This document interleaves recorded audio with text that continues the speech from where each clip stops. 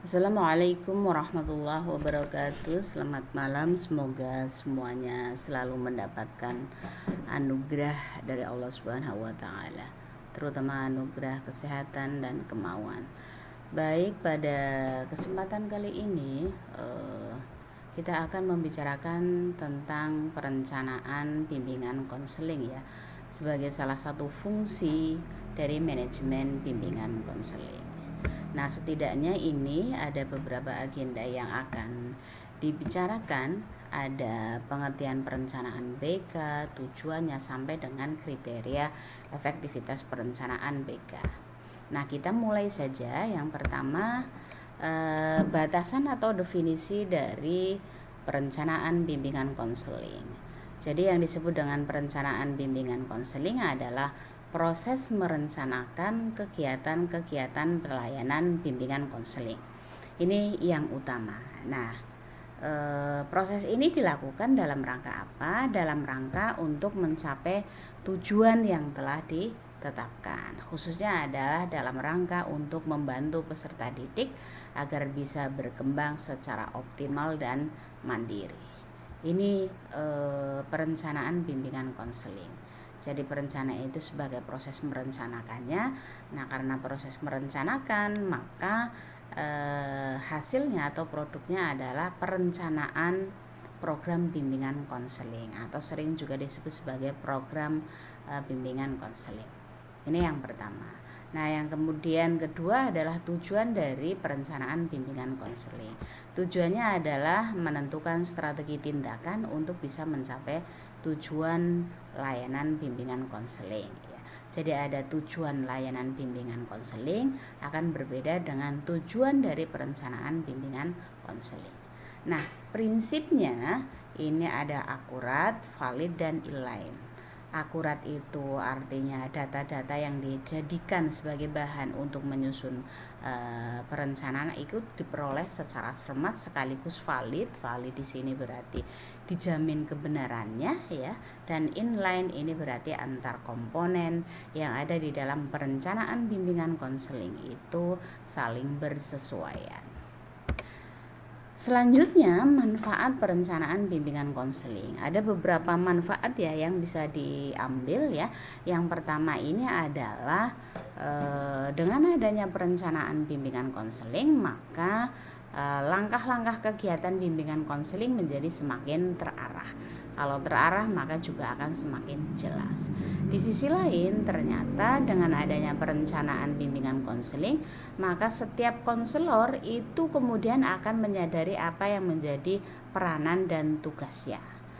Dan yang ketiga, dengan adanya perencanaan, maka juga ketika menyediakan sarana dan prasarana untuk melakukan pelayanan bimbingan konseling, juga sarana prasarananya itu menjadi sarana prasarana yang lebih sesuai ya, sesuai dengan apa yang dibutuhkan untuk melaksanakan layanan BK tersebut.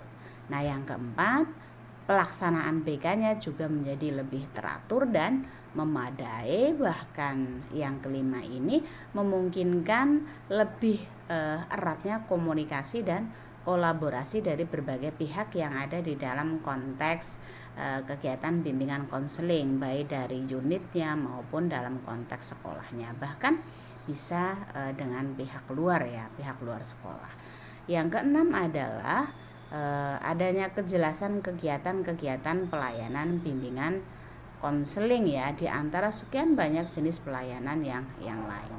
Dan yang ketujuh tentu saja adalah dengan adanya perencanaan, maka program bimbingan konseling dalam pelaksanaannya itu akan lebih mudah untuk bisa dipantau dan dievaluasi.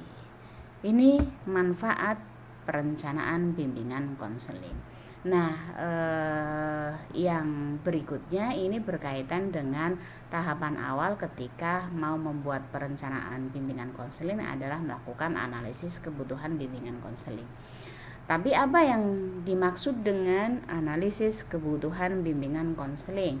Analisis kebutuhan bimbingan konseling adalah cara mengetahui perbedaan antara kondisi yang diinginkan ya, atau kondisi yang seharusnya dengan kondisi yang ada.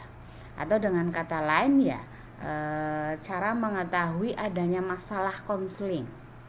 Ya, ini berarti analisis kebutuhan bimbingan konseling. Jadi kalau tidak ada masalah yang perlu dibimbingkan atau dikonselingkan, ya sesungguhnya ya berarti tidak ada kebutuhan untuk melakukan bimbingan konseling. Ini analisis kebutuhan bimbingan konseling. Nah, dalam melakukan analisis kebutuhan bimbingan konseling, ini ada tahapannya. Tahapan yang pertama ini adalah mengenali dulu karakteristik siswa yang akan memperoleh layanan bimbingan konseling. Baru setelah itu mengenali apa yang menjadi harapan siswa yang tadi ya, yang menjadi sasarannya ya, kemudian apa yang menjadi harapan dari sekolah, dan tentu saja berarti harapan dari masyarakat secara umum, seperti itu, supaya ini menjadi inline ya antara 3 jenis harapan ini. Nah, dalam melakukan proses penggalian data dalam melihat kebutuhan bimbingan konseling ini, metodenya bisa menggunakan wawancara, observasi, atau dengan kuesioner. Nah, kemudian pada saat kita mau menyusun perencanaan bimbingan konseling, ini saya tampilkan ada 2 perencanaan bimbingan konseling dalam konteks makro, berarti di konteks sekolahnya, atau perencanaan bimbingan konseling di konteks individu guru BK-nya atau konselornya. Nah, di sini yang sebelah kiri ini adalah yang konteks perencanaan BK di tingkat sekolah ya. Ada perencanaan program BK ya. Jadi perencanaan program BK itu berarti yang tertinggi. Nah, di dalamnya berarti ada penyusunan program BK sebagai turunannya, bahkan ada perancangan program BK dan ada rencana operasional BK. Ini hierarki perencanaan bimbingan konseling di konteks sekolah. Nanti akan dilihat satu persatu apa yang membedakannya, sehingga kemudian kenapa ini posisinya seolah-olah yang satu merupakan penerjemahan dari yang lainnya atau operasionalisasi dari yang lainnya. Nah, relatif berbeda ya, walaupun ini inline ya. Kalau konteksnya perencanaan bimbingan konselingnya untuk individu gurunya, ini berarti yang pertama garis besarnya ya tetap kalender kegiatan bimbingan konseling sebagaimana kalender pendidikan atau kalender akademik, seperti itu. Nah, baru dari kalender ini diturunkan menjadi program bimbingan konseling, dan lebih spesifik lagi ini adalah rencana pelaksanaan layanan bimbingan konseling, karena bagaimanapun guru BK itu ya notabene adalah guru yang harus memiliki rencana pelaksanaan tugasnya sebagai guru, dan khususnya di sini adalah sebagai guru BK. Nah, yang pertama adalah perencanaan program bimbingan konseling ya. Saya mencoba untuk memperlihatkan ya perbedaannya. Jadi di perencanaan program bimbingan ini akan bisa lihat ini yang harus dilakukan ini adalah yang pertama melakukan analisis kebutuhan konseling sebagaimana yang tadi kita bahas di sini ya. Nah, baru kalau sudah melakukan penangkapan, oh ternyata ada kebutuhan untuk melakukan bimbingan konseling terhadap konseli seperti itu, barulah disusun penyusunan program bimbingan konseling, baik ini untuk program tahunan maupun untuk program semesteran ya. Di konteks ini berarti sampai dengan program semesteran ya, belum sampai program mingguan begitu. Nah, kalau sudah seperti itu, maka disusun yang namanya pengembangan rencana pelaksanaan layanan bimbingan konseling. Baik, ini kurang layanan. Baik, nah kalau sudah di perencanaan program ini, kita akan lihat ya posisi berikutnya ini adalah di penyusunan program BK. Berarti di sini di langkah kedua pada saat melakukan perencanaan program BK. Nah, di penyusunan program BK ini yang pertama dilakukan adalah melakukan assessment terhadap kebutuhan konseli sekaligus lingkungannya ya. Jadi kalau di sini seolah-olah ini adalah tunggal merujuk kepada satu pihak yaitu kebutuhan konseling, maka begitu sudah masuk ke penyusunan program BK yang notabene itu menjadi programnya sekolah, maka mau tidak mau ya analisisnya itu tidak hanya analisis kebutuhan konseling tapi juga kebutuhan lingkungan dalam konteks mikro maupun lingkungan dalam konteks makro. Nah, kalau sudah melakukan assessment, baru dirumuskan tujuan bimbingan konselingnya. Kira-kira perumusan tujuan bimbingan konselingnya itu seperti apa? Apakah itu masuk kategori penyadaran dan lain sebagainya. Kalau sudah seperti itu, baru dilakukan perencanaan program BK. Nah, ini yang akan menjadi turunan yang ketiga ya. Berarti di konteks ini yang saya maksud perancangan program BK. Nah, perancangan program BK nanti akan kita lihat isinya apa, seperti itu. Nah, ini perancangannya. Yang pertama, isinya yang berkaitan dengan perancangan program BK itu isinya berkaitan dengan rasionalitas, kenapa program tersebut itu harus disusun. Kemudian visi misinya apa? Ini berarti berkaitan dengan konteks sekolahnya, deskripsikan kebutuhannya ya. Ini berarti sesuai dengan hasil asesmen kebutuhan konseling maupun kebutuhan lingkungan, terutama adalah lingkungan sekolah, seperti itu. Baru dirumuskan tujuan dari bimbingan konselingnya, dan baru yang berikutnya ini ada komponen program ya. Yang komponen program itu nanti isiannya juga banyak ya, apa saja nanti akan diurai seperti itu. Dan yang keenam adalah rencana operasional program. Yang rencana operasional program ini diterjemahkan lagi karena posisinya menjadi turunan dari perancangan program bimbingan konseling. Jadi yang ini masuk ke sini. Nah, kita lihat ya, di rencana operasional bimbingan konseling ini di dalamnya berarti memuat ada strategi pelayanannya itu mau seperti apa ya, atau apa saja yang bisa digunakan ya untuk memberikan layanan terhadap pelaksanaan bimbingan konseling. Termasuk di dalamnya juga ditentukan kira-kira alokasi waktunya berapa, biayanya berapa, sarana prasarana yang harus disediakan itu apa saja. Kemudian tentu saja adalah pelaksana layannya itu siapa saja ya pelaksananya. Kemudian ada juga prosedur sekaligus kriteria evaluasi keberhasilan ya, karena ini nanti akan dijadikan sebagai acuan untuk mengukur apakah perencanaan itu kemudian dilaksanakan, dan ketika dilaksanakan apakah itu sudah berhasil atau tidak. Dan diperlukan inilah melakukan penerjemahan terhadap komponen-komponen tadi, dibuat matrik kegiatan tahunan atau kegiatan semesteran. Setelah itu baru diturunkan ke dalam program bulanan atau program mingguan. Itu rencana operasional bimbingan konseling dalam konteks perencanaan BK di sekolah.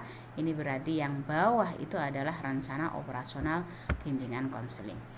Baik, kita lanjutkan ya. Nah, karena di dalam konteks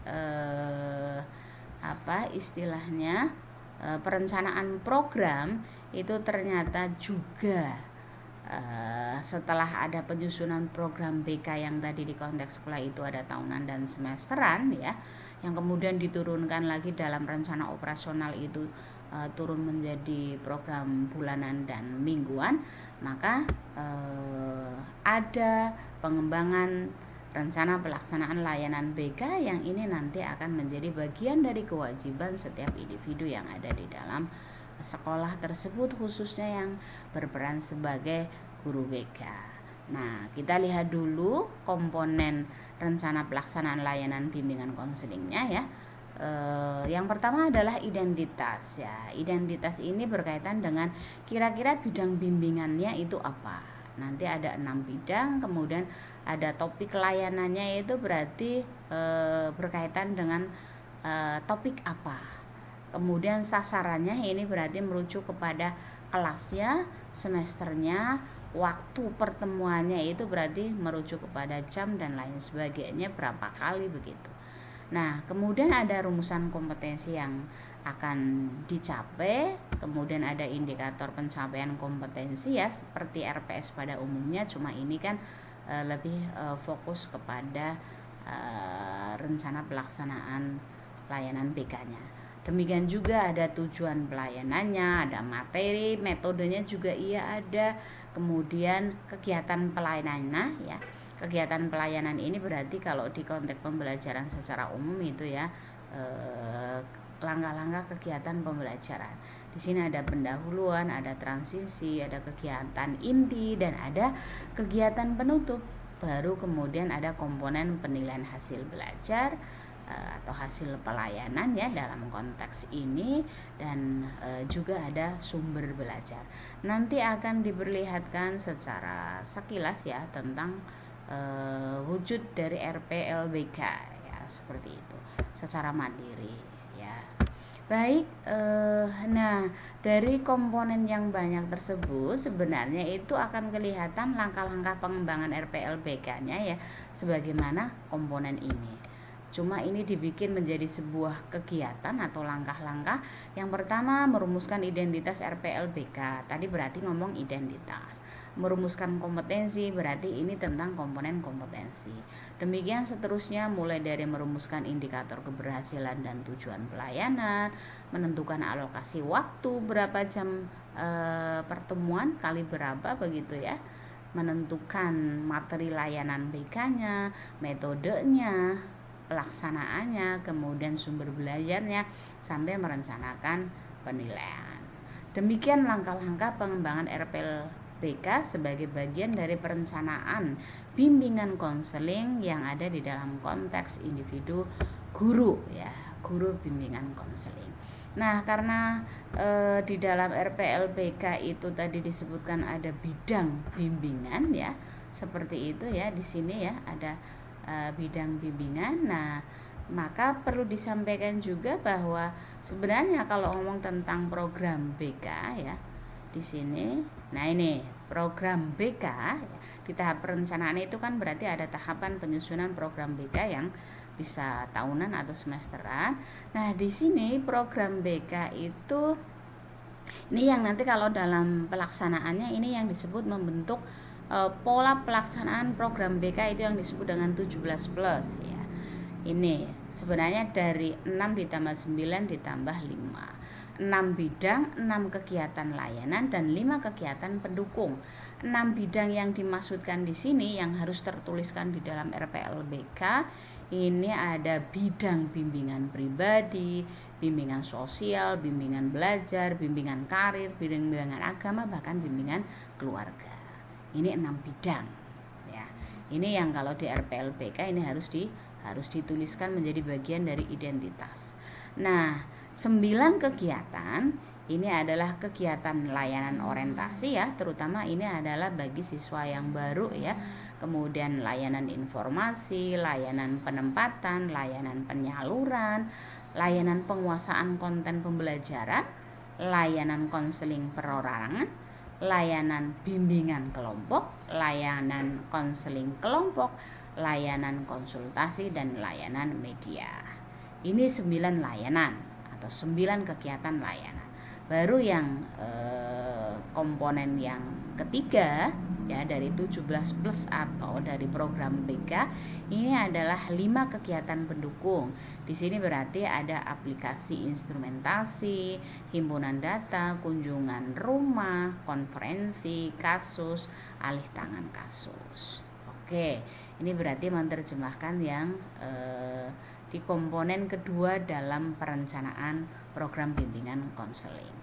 Nah, kemudian di pembahasan kan juga harus membicarakan tentang komponen perencanaan BK. Nah, perspektif yang digunakan untuk melihat komponen apa saja yang ada di dalam perencanaan bimbingan konseling. Nah, ini ada beberapa perspektif ya. Perspektif yang pertama ini adalah perspektif umum. Yang namanya perencanaan BK ya isinya berarti ada sasaran, ada tujuan, ada materi, waktu, tempat, dan rencana penilaian ya. Ini yang pertama. Tapi kalau agak spesifik lagi, misalnya di konteks sekolah ya, sebagai perencanaan bimbingan konselingnya sekolah yang notabene berarti sebagai program sekolah, ini maka komponen yang ada ini mulai dari program tahunan atau yang disebut sebagai program sekolah, kemudian program satuan layanan dan kegiatan pendukung ya. Ini berarti sudah merujuk kepada unit yang memberikan layanan bimbingan konseling, kemudian layanan informasi, tes bakat atau inventory minat seperti itu. Kemudian ada juga layanan orientasi terutama bagi siswa baru. Kemudian ditentukan juga di dalamnya ada sasaran kegiatannya siswa ya. Siswa yang apa yang akan dikenali yang akan dikenai layanannya, termasuk di dalamnya berarti juga ada strategi dan metode yang akan digunakan. Kemudian ada komponen rencana penilaian, ada waktu dan tempat pelayanan, dan ada tujuan atau hasil yang diharapkan, yang ini harus inline dengan rencana penilaian. Ini komponen 9 di dalam konteks perencanaan BK di sekolah. Ya, kalau yang di BK yang umum berarti minimal memuat aspek ini. Berarti ada 6 aspek, kalau di sini ada 9 aspek. Baik, kita lanjutkan. Nah, selain itu ya komponen perencanaan itu bisa melihat dalam konteks yang lebih kecil, yaitu komponen program bimbingan konseling. Ini berarti kalau ngomong komponen program bimbingan konseling berarti ngomong tentang program-program bimbingan konseling. Nah, ini ada pelayanan dasar bimbingan konseling ya, yang ini biasanya diberikan untuk seluruh siswa ya, dan orientasinya ini adalah untuk orientasi jangka panjang. Atau ada juga komponen program bimbingan konseling yang sifatnya adalah responsif, berarti ada pelayanan responsif. Ini biasanya dalam rangka untuk melakukan pemecahan masalah atau setidaknya adalah untuk melakukan remediasi terutama di penguasaan konten pembelajaran seperti itu. Kemudian yang ketiga ada pelayanan perencanaan individual ya. Ini berkaitan dengan perencanaan pendidikan individu siswa, karirnya, personalnya maupun sosialnya. Serta ngomong tentang program BK berarti komponen yang keempat ini adalah dukungan sistem ya. Jadi sistemnya itu seperti apa, itu berarti yang akan dilihat ini adalah aspek manajemen dan kegiatan pengembangannya. Demikian komponen program BK. Nah, yang berikutnya perlu diperjelas bahwa di komponen perencanaan ya, di komponen perencanaan itu ada strategi pelayanan. Nah, strategi pelayanan di sini berarti berkaitan dengan bagaimana memberikan layanan BK. Nah, di sini berarti ada layanan orientasi, informasi, penempatan dan penyaluran, penguasaan konten pembelajaran ya, ada juga bimbingan kelompok, kolaborasi guru dan kolaborasi orang tua, serta penilaian individu, himpunan data dan aplikasi instrumentasi. Ini menjadi bagian dari strategi pelayanan BK. Selain itu, karena komponen perencanaan yang masuk di dalam konteks RPL BK juga memuat aspek waktu. Nah, di sini ya, karena ini prodinya BGSD, maka yang kita lihat ini untuk komponen pelayanan yang berkaitan dengan pelayanan dasar ini bobotnya kurang lebih 45-55% dari keseluruhan jenis pelayanan ya yang ditawarkan oleh pihak sekolah. Kemudian ada pelayanan responsif, ini lebih besar yang kedua 20-30%. Kemudian ada pelayanan perencanaan individual dan keluarga 5-10%, serta dukungan sistem ini sekitar 10-15% ya. Ini alokasi waktu. Baik, kita masuk kepada 2 slide yang terakhir ya. Berarti tahapan penyusunan program BK. Tahapan penyusunan program BK sebenarnya itu sudah kelihatan di dalam konteks tadi bagian tentang penyusunan program BK. Maka di sini berarti sama dengan atas ya. Artinya tidak dilakukan pengulangan.